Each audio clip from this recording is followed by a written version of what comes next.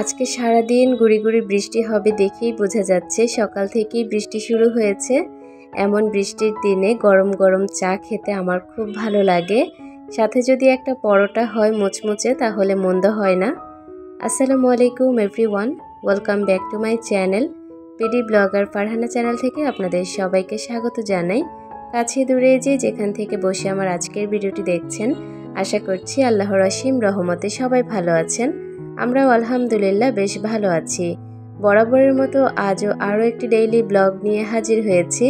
আশা করছি শুরু থেকে শেষ পর্যন্ত আমার ভিডিওর পাশে থেকে যাবেন। অবশ্যই স্কিপ করা ছাড়া ফুল ভিডিওটি কন্টিনিউ করার চেষ্টা করবেন। কোথাও কোনো অংশ আপনাদের কাছে একটু হলেও ভালো লাগবে। গতকালকে দুপুরের পর থেকে এতটাই অসুস্থ হয়ে পড়েছিলাম, হঠাৎ করে আমার পায়ে প্রচণ্ড ব্যথা শুরু হয়েছে। এ কারণে আমি রান্নাঘরের কোনো কাজকর্ম আর করতে পারিনি। গতকাল দুপুর থেকে একদম রাত অবধি যা থালাবাটি জমেছিল সব কিছু এভাবেই সিঙ্কের উপরে রেখে দিয়েছিলাম। যতবার আম খেয়েছে ততবার আমের খোসাগুলো সিঙ্কের ভিতরেই ফেলেছে বাবুরা।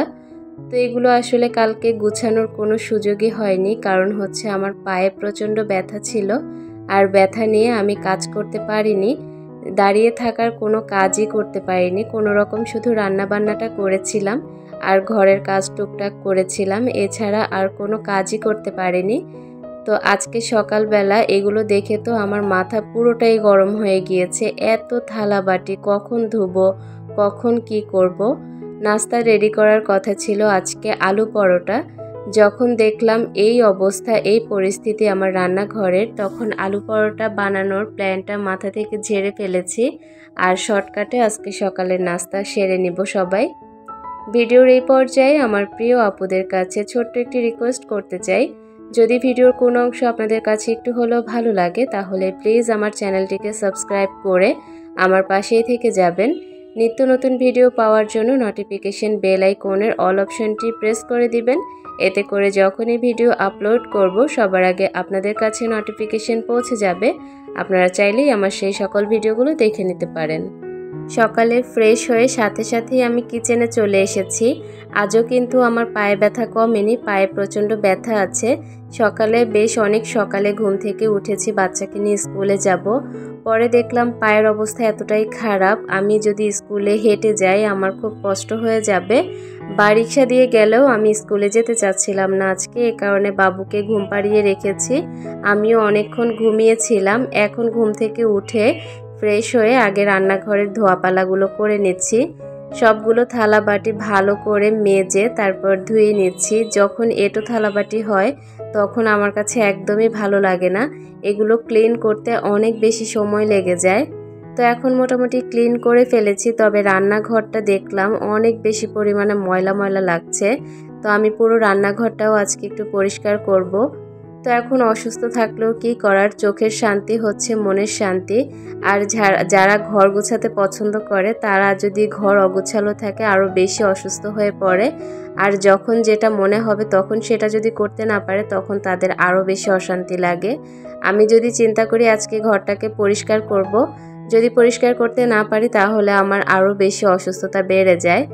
তো যাই হোক, এখন আমি কিচেনটাকে একটু ভালো করে পরিষ্কার করে নেই, তারপরে নাস্তাটা করব। আপনাদের ভাইয়াকে নাস্তা করিয়ে দোকানে পাঠিয়ে দিয়েছি, তবে আমি এখনও নাস্তা করিনি। বাচ্চাদেরকেও নাস্তাটা দিয়ে বসিয়ে রেখেছি আর এখন আমি সমস্ত রান্নাঘরটাকে ভালো করে ধুয়ে তারপরে নাস্তাটা করব। চুলার যে চাকিগুলো আছে চাকিগুলো ভালো করে ধুয়ে নিচ্ছি, আর চুলার চাকিগুলো একটু কালচে হয়ে গিয়েছে, এগুলোকে ভালো করে মেজে তারপর ধুতে হবে। এখন যতটুকু পেরেছি ততটুকু ধুয়ে নিয়েছি, তারপরে আবারও এটা পরিষ্কার করার চেষ্টা করব। তো এই তো চুলাটা সেরকমভাবে ময়লা হয়নি, তারপরেও আমি ভালো করে একটু মেজে ধুয়ে নিচ্ছি। আমি কয়েকদিন পর পর এরকমভাবে রান্নাঘরটাকে এখন পরিষ্কার করে নেই, কারণ রান্নাঘর ডিপ ক্লিন করতে আমার কাছে অনেক বেশি কষ্ট লাগে। এ কারণে কয়েকদিন পর পর এমনভাবে মুছে নিলে রান্নাঘর সেরকমভাবে আর ডিপ ক্লিন করতে হয় না। আর উপরের যে টাইলসগুলো আছে এগুলো আমার যখন দেখি আমি যে এগুলো একটু তেল চিটচিটে লাগছে, আমি সকাল হোক দুপুর হোক রাত হোক যখনই হোক আমি এগুলোকে পরিষ্কার করে নিই। এটা আমার কাছে অনেক সুবিধা মনে হয়েছে। যখন রান্নাঘর পুরোপুরিভাবে ডিপ ক্লিন করতে যাই তখন অনেক বেশি কষ্ট হয়ে যায়। এ কারণে এভাবে করেই এখন থেকে ক্লিন করব ভাবছি। তো এই যে রান্নাঘরের চুলার যে পিছনের পাইপটা আছে ওইটা আমি একটা কসটেপ দিয়ে মুড়িয়ে রেখেছি। তবে এখন কসটেপটা একদম তেল চিটচিটে হয়ে গিয়েছে, ওটাকে চেঞ্জ করে তারপর আবারও নতুন কসটেপ লাগিয়ে দেব। আমি অনেক খুঁজেছি, আমাদের এদিকে ফয়েল পেপার পাওয়া যাচ্ছে না। যদি পাওয়া যেত তাহলে আমি কিনে এনে তারপর চুলার পেছনের পাইপে লাগিয়ে দিতাম। তো পাচ্ছি না যেহেতু, এই কারণে সময় সারানোর জন্য এখানে কিছু কসটেপ লাগিয়ে দিয়েছি। এখন দেখলাম যে তেলের জারগুলো আছে প্রচুর পরিমাণে তেল চিটচিটে হয়ে গিয়েছে আর ভেতরের তেলগুলো নষ্ট হয়ে গিয়েছে। অনেক দিন হয়েছে তেলের জারগুলোতে তেল রিফিল করি না। তো তেলের জারগুলোকে ভালো করে আজকে একটু ধুয়ে নিব। অয়েল জারের ভেতরে সাবানের গুঁড়ো আর পানি দিয়ে ভালো করে ঝাঁকিয়ে এখন রেখে দিয়েছি। অন্য সাইডগুলো মুছতে মুছতে এটা কিছুক্ষণ একটু ভিজুক, তারপরেই হচ্ছে এটাকে ধুয়ে নিব ভালো করে। আর যে মানি প্লান্ট যে লাকি ব্যাম্বোটা আমি এখানে রাখি সৌন্দর্যের জন্য, ওই লাকি ব্যাম্বোর প্লান্টারটাকেও ভালো করে ধুয়ে নিচ্ছি।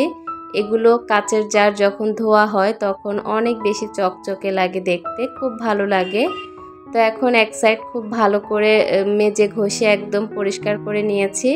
এখন হচ্ছে তেলের জারগুলোকে ভালো করে পরিষ্কার করে নিচ্ছি। একদম কোনো তেল চিটচিটে থাকবে না, একদম চকচকে হয়ে যাবে। আর ভিতরে যখন আমি একটু ঝাঁকি দিয়েছি তখন খুব সুন্দরভাবে ভেতরটাও পরিষ্কার হয়ে এসেছে। আসলে অয়েল জার এগুলোও নষ্ট হয়ে গিয়েছে। এখন যদি আবারও কিনতে যাই তখন এই অয়েল জারগুলো আবার মানে এরকমই থেকে যাবে। এ কারণে এখন আর অয়েল জার কিনবো না। এরকম তো 4টা ব্যবহার করে ফেলেছি। এখন যদি পাই অন্যরকম কিছু অয়েল জার কিনবো, মানে এরকম আর একই কোয়ালিটির কিনবো না, অন্যরকম যদি অন্য ডিজাইনের পাই সেগুলো কেনার চেষ্টা করব। তো এখন অয়েল জারগুলোকে আমি উপুত করে রেখে দেব যেন ভেতরের পানিটা সরে যায়।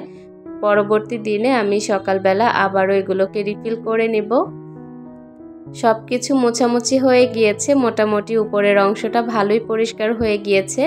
এখন হচ্ছে আমি চুলার উপরের চাকিগুলো দিয়ে আবারও একটু ভেজা ন্যাকড়ার সাহায্যে মুছে নিচ্ছি। যেহেতু এতক্ষণ মোছামুছি করেছি একটু পানি পড়েছে, তো এই পানিগুলোকে ভালো করে একটু মুছে পরিষ্কার করে তারপরে হচ্ছে রান্নাঘর থেকে বের হয়ে যাব।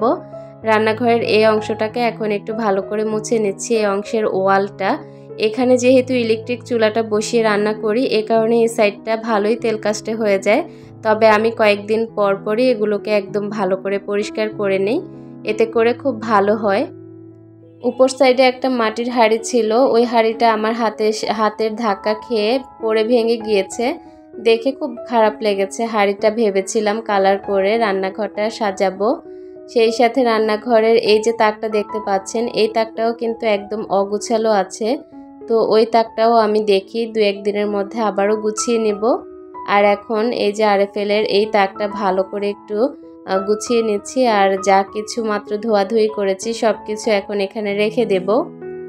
আমি যখন ওভেন র্যাকটা কিনেছিলাম তখন আপনাদের ভাইয়া বলেছে এই লাল র্যাকটা যেন আমি বের করে ফেলি, এটা দেখতে ভালো লাগে না। আর আমার রান্নাঘরে যেহেতু জায়গা নেই, এটাকে আমি ড্রয়িং রুমে রেখেছি। তো কিছুই করার নেই, আমি একবার বের করে ফেলেছিলাম। আর এখানে হচ্ছে আমি খুব সুন্দরভাবে ওভেন র্যাকটা রেখেছি। তবে দেখলাম যে প্লেট বাটি রাখার আর কোনো জায়গা নেই, রান্নাঘরটা একদম অনেক বেশি অগোছালো হয়ে যায়। এ কারণে আবারও ওইটা নিয়ে এসেছি। আর এই তো সব কিছু এখন ওই লাল তাকেই থাকে। আর আমার রান্নাঘরটা একদম চকচকে ঝকঝকে হয়ে গিয়েছে। এই রান্নাঘরে রান্না করতে কার না ভালো লাগবে, আমার কাছে তো এরকম চকচকে রাখতে খুব ভালো লাগে। আপনাদেরকে কিছুক্ষণ আগে বলেছিলাম একদম সাদামাটা একটা নাস্তা দিয়ে আজকে সকালের নাস্তা সারাবো। এ কারণেই কিচেনটা পরিষ্কার করতে গিয়েছিলাম। যদি রান্না বান্নার ঝামেলা থাকতো বা সকালে নাস্তার ঝামেলা থাকতো তাহলে কিন্তু রান্নাঘরটা আজকে পরিষ্কার করা হতো না। তো এখানে আম, দুধ, চিড়া, মুড়ি এগুলো দিয়ে আজকে সকালের নাস্তা করছি। আমার তো এই নাস্তাটা গ্রীষ্মের মৌসুমে খুব ভালো লাগে খেতে। আর এই আমগুলো হচ্ছে একদম অরিজিনাল রূপালি আম। আপনাদের ভাইয়া রূপালি আম খেতে খুব পছন্দ করে। নাস্তা শেষ করে আমি টেবিলটাকে ভালো করে মুছে নিয়েছি। সেই সাথে নাস্তা খাওয়ার পর যে এঁটো থালাবাটিগুলো ছিল সেগুলোও ধুয়ে নিয়েছি। এখন 1 কাপ দুধ চা বানিয়ে খাচ্ছি। আমি যে কোনো বৃষ্টির দিনে চা খেতে খুব পছন্দ করি। প্রতিদিনই আমাকে চা খেতে হয়, তবে বৃষ্টির দিন আমি কিছুক্ষণ পরপরই চা খাই। অল্প করে হলেও আমি কিছুটা পরিমাণ চা খাই, এটা আমার একটা ভালো লাগা আর কি। তো এখন হচ্ছে আমি চায়ের সাথে একটু কফি মিলিয়ে এখন খেয়ে নিচ্ছি। আজকের ভিডিওর একদম শেষ প্রান্তে চলে এসেছি। জানি না আজকের ভিডিও আপনাদের কাছে কেমন লাগবে। যদি ভালোবাসার সহিত দেখে থাকেন হয়তোবা আপনাদের কাছে অনেক ভালো লাগবে। আজকের মতো এখানেই বিদায়। সবাই ভালো থাকবেন। আল্লাহ হাফেজ।